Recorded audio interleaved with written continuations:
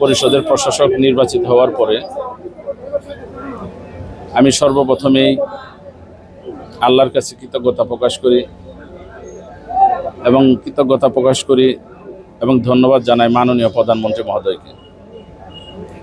কারণ ঢাকা জেলা প্রশাসক বলতে শুধুমাত্র 5টা নির্বাচনী এলাকা নয়, ঢাকা জেলার প্রশাসক হচ্ছেন ঢাকা জেলার 20টা সংসদীয় আসন। এই প্রত্যেকটা সংসদীয় আসনের মসজিদ, মাদ্রাসা, কবরস্থান, রাস্তা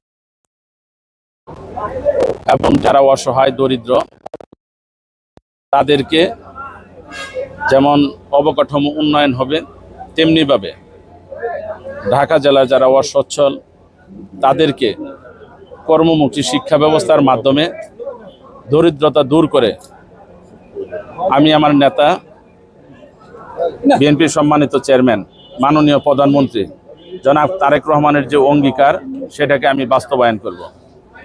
আপনারা জানেন বিগত পতিত স্বৈরাচার সরকার এই ঢাকা জেলাকে কিভাবে দুর্নীতিগ্রস্ত করেছিল। আমি 31 মার্চ আমি দায়িত্ব গ্রহণ করি। যে সিও এই দায়িত্বে ছিলেন তিনি উমরার উদ্দেশ্যে 1 তারিখে আল্লাহর ঘর জিয়ারত করার জন্য, উমরা করার জন্য তিনি চলে যাবেন। এর জন্য আমার 31 তারিখে দায়িত্ব গ্রহণ করতে হয়েছে। আমি 31 তারিখে দায়িত্ব গ্রহণের পর আমি প্রাথমিকভাবে তাদের সাথে 2-3 ঘন্টা আমি মিটিং করি। আমার যারা জেলা পরিষদের কর্মকর্তা কর্মচারী আছেন তাদেরকে আমি একটা মেসেজই দিয়েছি, বিগত সময়ে ঢাকা জেলার যে উন্নয়নের নামে হরিলুট হয়েছে, দুর্নীতি হয়েছে, সেটা ইনশাআল্লাহ আমি যতদিন দায়িত্বে থাকব আমি ততদিন আমি জিরো টলারেন্সের মধ্যে রাখব। আমার একটি কথা, আমি গতকাল আমার স্থানীয় সরকার উন্নয়ন সমবায় প্রতিমন্ত্রী মীর শাহ আলম সাহেব, যে এমপি মহোদয়, মন্ত্রী মহোদয়, আমার তার সাথে সাক্ষাৎ ছিল।